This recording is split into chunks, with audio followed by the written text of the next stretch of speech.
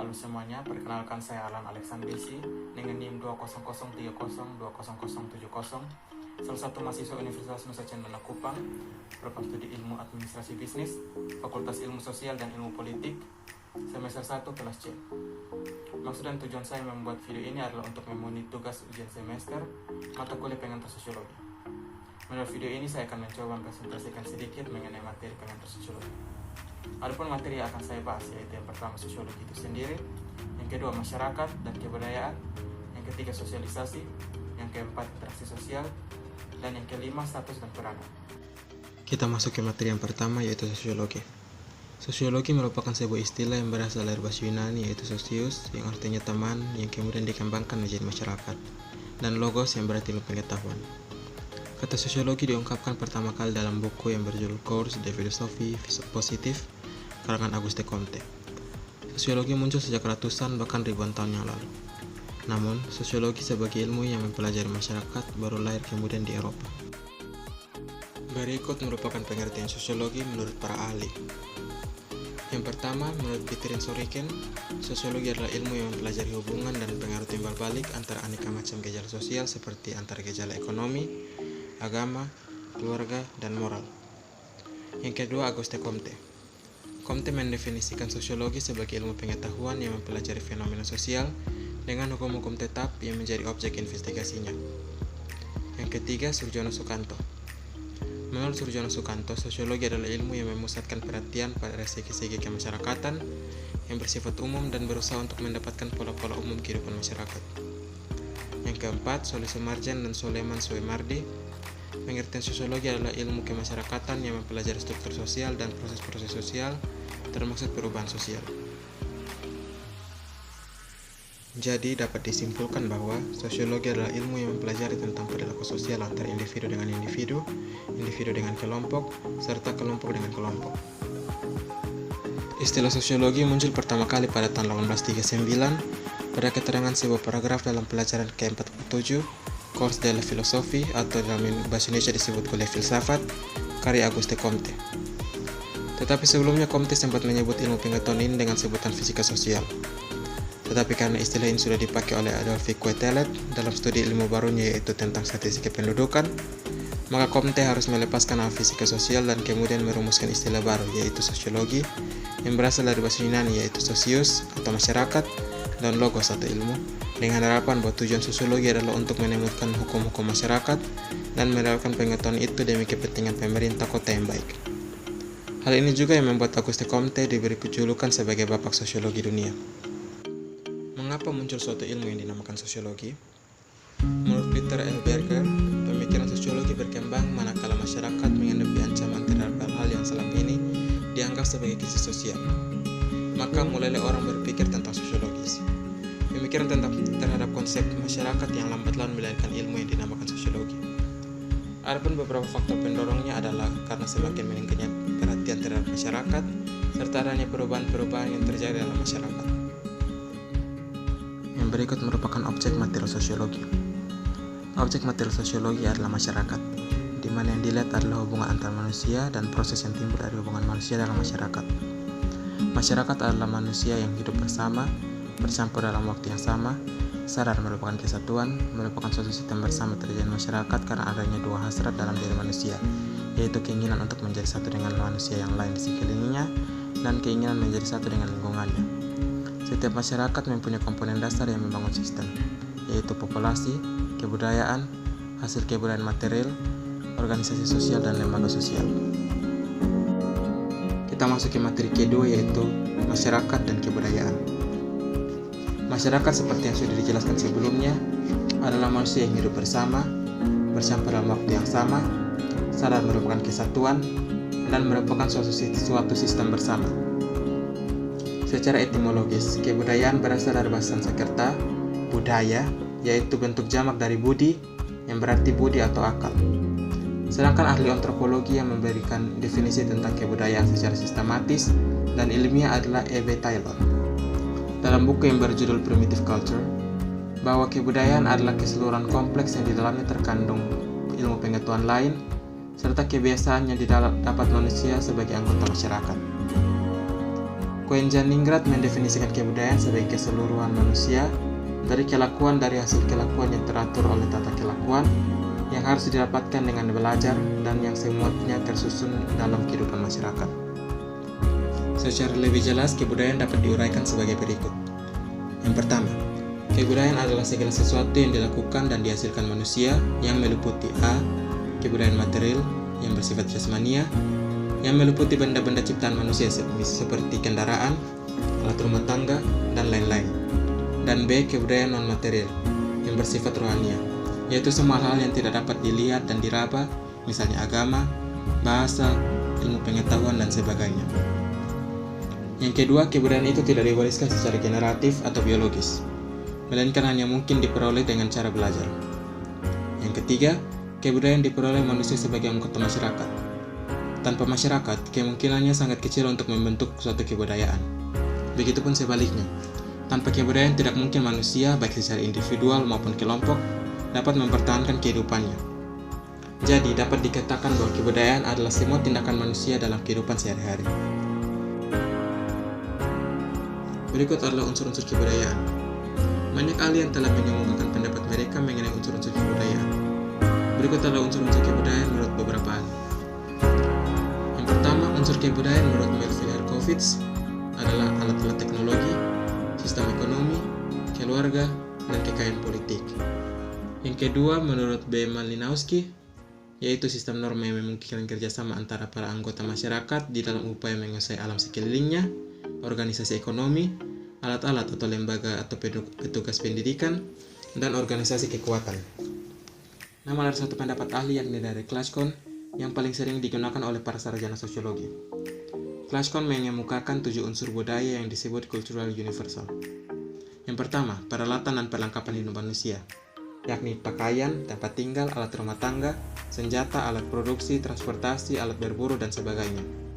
Yang kedua yaitu mata pencarian hidup dan sistem ekonomi. Contohnya pertanian, peternakan, sistem produksi, sistem distribusi, dan sebagainya.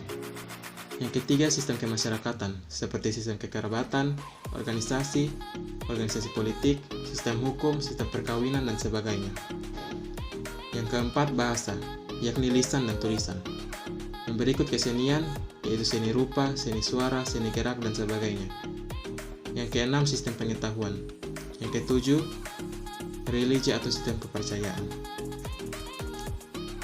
Terdapat juga unsur normatif kebudayaan. Unsur-unsur normatif yang merupakan bagian dari kebudayaan adalah sebagai berikut. Yang pertama, unsur yang menyangkut penilaian atau valuation element. Misalnya apa yang baik dan buruk, apa yang menyenangkan dan tidak menyenangkan, apa yang sesuai keinginan dan tidak sesuai keinginan, dan sebagainya.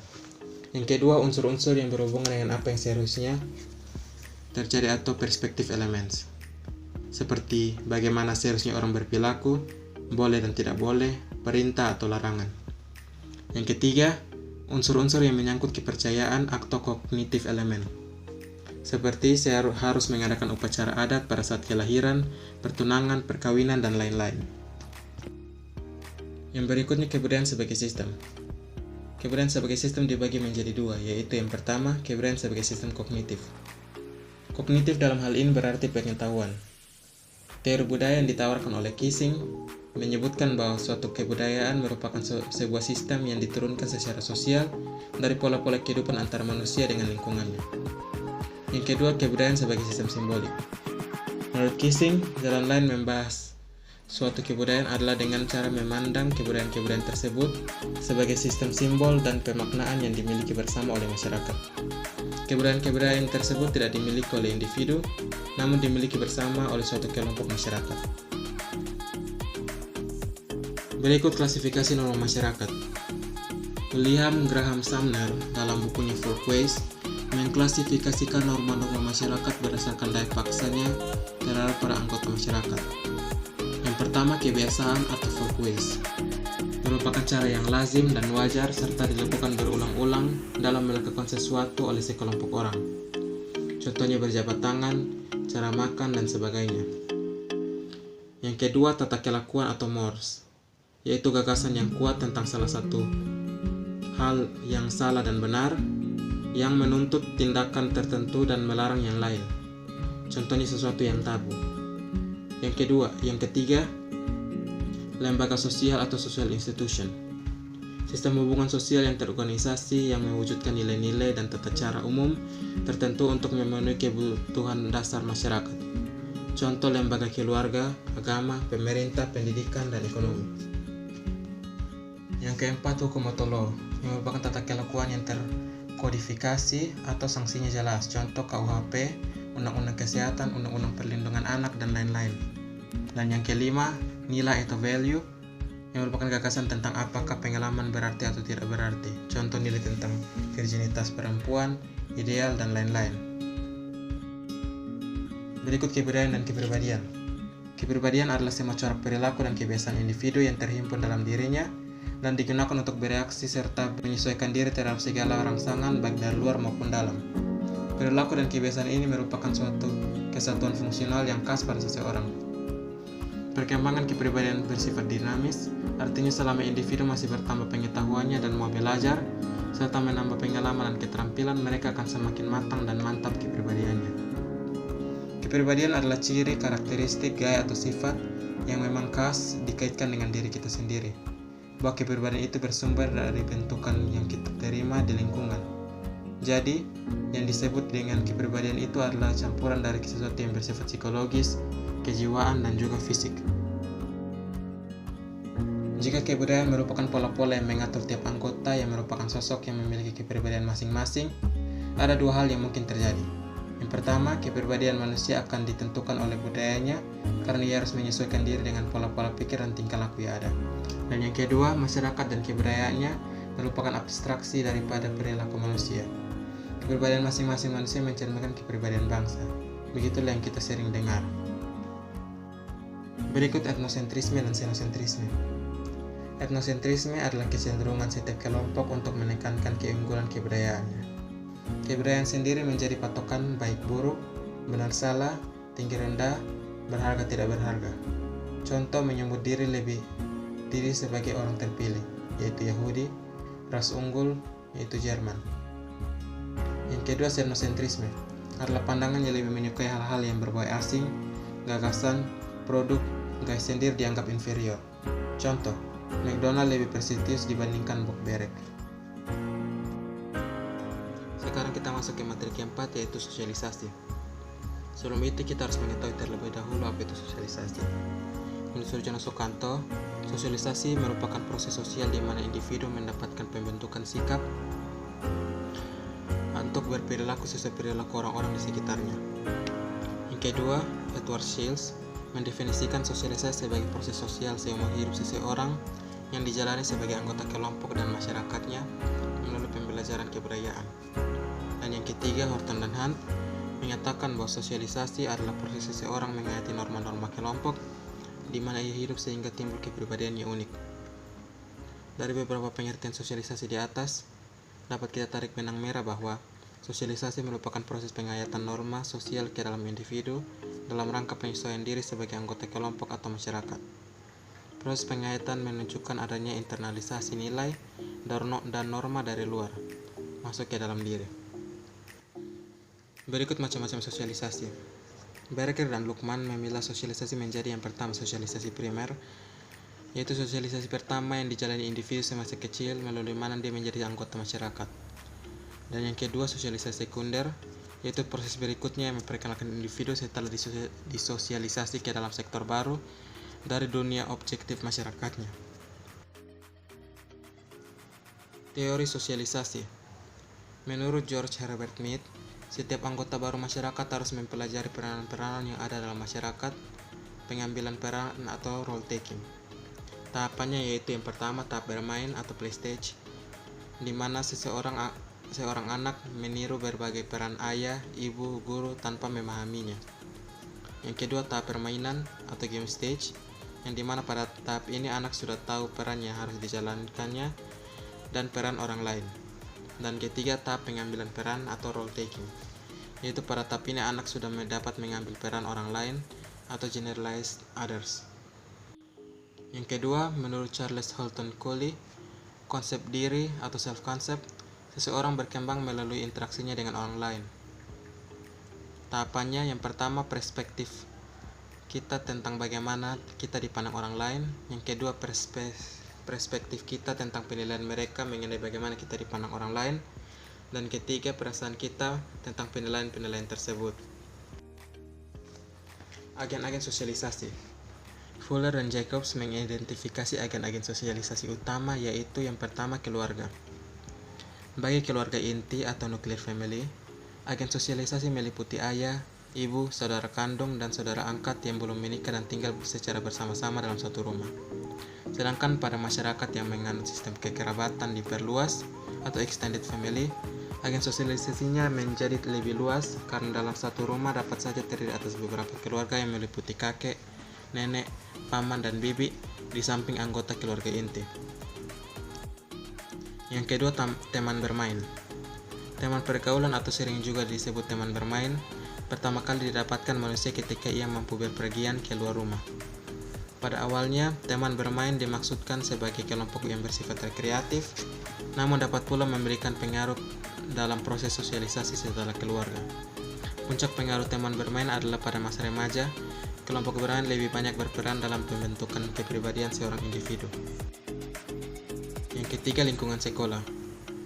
Menurut Driben, dalam lembaga pendidikan formal, seorang belajar membaca, menulis, dan berhitung. Aspek lain yang juga dipelajari adalah aturan-aturan mengenai kemandirian atau independence, prestasi atau achievement, universalisme, dan kekhasan atau specificity. Yang keempat, media massa. Yang termaksud kelompok media massa di sini adalah media cetak, surat kabar, majalah, tabloid, media elektronik yaitu radio, televisi, video, dan film. Besarnya pengaruh media sangat tergantung pada kualitas dan frekuensi pesan yang disampaikan. Contoh, penayangan acara Smackdown di televisi diyakini telah menyebabkan penyimpangan perilaku anak-anak dalam beberapa kasus. Berikut pola-pola sosialisasi. Menurut Jagger, pola-pola sosialisasi dibagi menjadi yang pertama, repressive socialization, menekankan penggunaan hukuman terhadap kesalahan. Cirinya penekanan pada hukuman dan imbalan, menuntut kepatuhan anak, komunikasi satu arah, nonverbal dan berisi perintah, tekanannya pada keinginan orang tua, keluarga sebagai significant other. Dan yang kedua, participatory socialization. Yaitu penekanan pada interaksi komunikasi lisan, anak menjadi pusat sosialisasi, kebutuhan anak yang lebih penting, keluarga sebagai generalized other. Sekarang kita masuk kepada materi keempat, yaitu interaksi sosial. Definisi dari interaksi sosial. Interaksi sosial merupakan hubungan sosial yang dinamis, menyangkut hubungan antar individu, antar kelompok, atau antar individu dengan kelompok.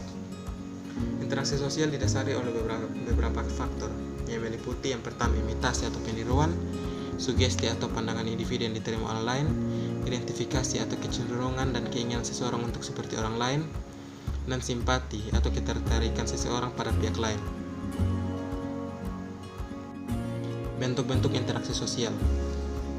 Gillen memilahnya menjadi yang pertama, proses asosiatif, yang terbagi menjadi akomodasi, asimilasi, dan akulturasi.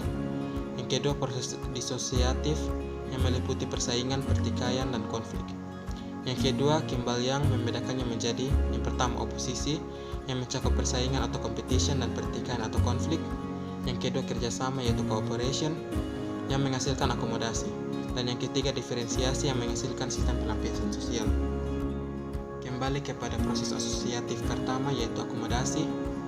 Yang merupakan akomodasi adalah suatu proses di mana per orang atau kelompok manusia yang mula-mulanya saling bertentangan, kemudian saling menyesuaikan diri untuk mengatasi kekurangan-kekurangan. Tujuan dari akomodasi antara lain yang pertama, mengurangi pertentangan, mencegah meledaknya suatu pertentangan untuk sementara waktu, memungkinkan kerjasama, dan mengupayakan peleburan antara kelompok sosial yang berbeda. Bentuk-bentuk akomodasi, yang pertama, coercion atau paksaan, kompromis atau kompromi, arbitration atau pihak ketiga, mediation atau pendengar, conciliation atau persetujuan, toleration atau toleransi, stalemate atau kemacetan, dan adjudication atau peradilan. Proses asosiatif yang kedua adalah asimilasi. adalah pembaruan dua kebudayaan yang disertai dengan hilangnya ciri khas kebudayaan asli sehingga membentuk kebudayaan baru. Suatu asimilasi ditandai oleh usaha-usaha mengurangi perbedaan antara orang atau kelompok, artinya menyesuaikan kemauannya dengan kemauan kelompok. Dan yang terakhir, akulturasi adalah suatu proses sosial yang timbul manakala suatu kelompok manusia dengan kebudayaan tertentu dihadapkan dengan unsur dari suatu kebudayaan asing. Kebudayaan asing itu lambat laun diterima dan diolah ke dalam kebudayaannya sendiri tanpa menyebabkan hilangnya unsur kebudayaan kelompok itu sendiri. Yang berikut, interaksionisme simbolik. Interaksionisme simbolik merupakan salah satu pendekatan untuk mempelajari interaksi sosial. Pendekatan ini bersumber pada pemikiran Herbert Mead. Mengikuti pemikiran Herbert Mead, Herbert Blumer mengemukakan 3 pokok pikiran interaksionisme simbolik, yakni bahwa manusia bertindak atau act terhadap sesuatu atau thing atas dasar makna atau meaning yang dimiliki sesuatu tersebut baginya. Selanjutnya, definisi situasi. Konsep definisi situasi atau the definition of situation berasal dari William Isaac, yang menurutnya seorang tidak langsung memberikan reaksi manakala dia mendapat rangsangan dari luar. Tindakan seseorang selalu didahului tahapan penilaian dan pertimbangan. Rangsangan dari luar diseleksi melalui proses yang disebutnya definisi atau penafsiran situasi. Dalam proses ini, individu memberikan makna atas rangsangan yang diterimanya. Menurut Thomas, jika orang yang mendefinisikan situasi sebagai nyata, maka akibatnya akan nyata. Selanjutnya, dramaturgi. Irving Goffman dalam bukunya The Presentation of Everyday Life mengemukakan pemikiran tentang interaksi sosial yang menurutnya individu yang berjumpa dengan orang lain akan mencari informasi mengenai orang yang dijumpainya atau menggunakan informasi yang dimilikinya antara lain untuk mendefinisi situasi. Dalam setiap perjumpaan, masing-masing pihak membuat pernyataan atau expression dan pihak lain memperoleh kesan atau impression. Expression dibedakan menjadi expression given atau pernyataan yang diberikan dan expression given off atau pernyataan yang dilepaskan. Keduanya sama-sama bisa saling mendukung. Contohnya, seseorang mengucapkan turut belasungkawa. Kita telah sampai ke materi kelima, materi terakhir, yaitu status dan peranan. Status adalah posisi seseorang dalam suatu kelompok atau posisi suatu kelompok dalam hubungannya dengan kelompok lain. Sedangkan peranan atau roles adalah perilaku yang diharapkan dari seseorang yang memiliki status tertentu. Seseorang tidak dapat mengisi suatu peran dengan senang dan sukses tanpa disosialisasikan untuk menerima bahwa peran tersebut berguna, memuaskan, dan sesuai. Dalam mempelajari peran, sekurang-kurangnya harus melibatkan 2 aspek. Kita harus belajar melaksanakan kewajiban dan menuntut hak. Selanjutnya, perilaku peran. Pertama, perilaku peran adalah peran yang sesungguhnya dilakukan oleh orang yang memiliki status tertentu. Perilaku peran mungkin tidak sesuai atau berbeda dari peran yang diharapkan. Selanjutnya, alat bantu perilaku peran. Menyebabkan orang lain mengharapkan dan merasakan perilaku yang diperlukan peran tersebut dan mendorong si aktor berperan sesuai tuntutan peran. Contohnya, seorang polisi yang berseragam terlihat lebih berwibawa. Selanjutnya, manajemen kesan. Sebagian perilaku peran merupakan pemeranan peran tanpa sadar karena sudah terinternalisasi sebagai hasil sosialisasi yang panjang. Namun, beberapa perilaku peran merupakan upaya sangat sadar untuk memproyeksikan citra diri, menciptakan kesan yang diinginkan orang lain, atau disebut impression management atau manajemen kesan. Selanjutnya, macam-macam status. Terdapat 2 macam-macam status, yaitu status yang diberikan atau ascribed status, yang merupakan status yang diberikan masyarakat kepada individu terlepas dari kualitas dan usaha individu dan dibawa sejak lahir. Contoh, gelar kebangsawanan, ras, etnis, gender, kebangsaan, agama, usia, dan lainnya. Dan yang kedua, status yang diperjuangkan atau achieve status, yang merupakan status yang menuntut kualitas tertentu yang harus diraih melalui persaingan dan usaha pribadi atau perlu diperjuangkan. Contoh, tingkat pendidikan, kekayaan, kekuasaan, dan pangkat. Demikian hasil presentasi saya. Atas perhatiannya saya